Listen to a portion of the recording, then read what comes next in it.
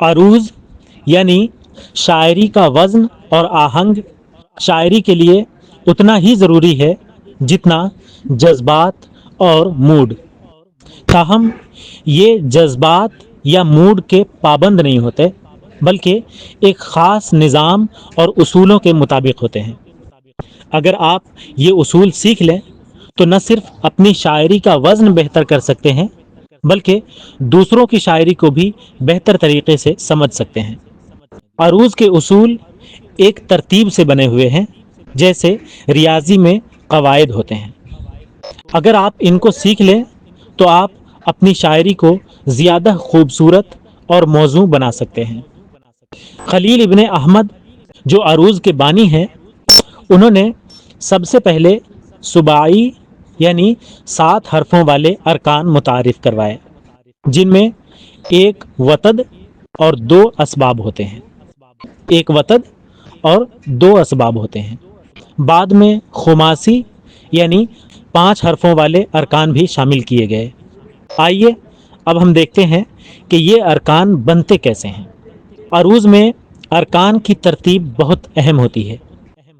3 بنیادی ارکان جو مختلف بحروں کی بنیاد بناتے ہیں وہ یہ ہیں۔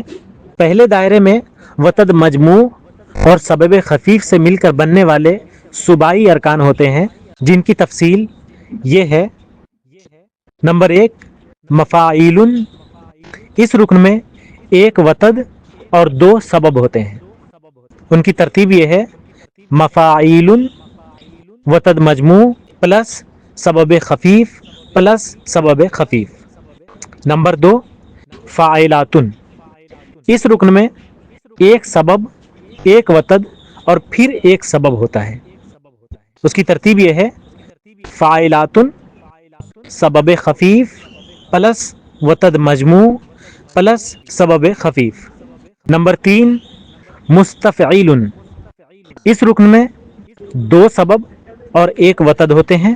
ان کی ترتیب دیکھ لیجئے: مستفعیل سبب خفیف پلس سبب خفیف پلس وتد مجموع۔ یہ ارکان مختلف بحروں کی بنیاد بنتے ہیں اور ان کو سمجھنا آپ کی شاعری میں وزن اور آہنگ کو درست کرنے میں مددگار ہوتا ہے۔ عروض شاعری کی ریاضی کی طرح ہے۔ اس کو سیکھ کر آپ اپنی شاعری کا وزن درست کر سکتے ہیں اور اسے زیادہ خوبصورت بنا سکتے ہیں۔ جب آپ عروض کے اصولوں کو سمجھ لیتے ہیں تو آپ کی شاعری میں نہ صرف خوبصورتی آتی ہے، بلکہ آپ پروفیشنل انداز میں شاعری لکھنے کے قابل بھی ہو جاتے ہیں۔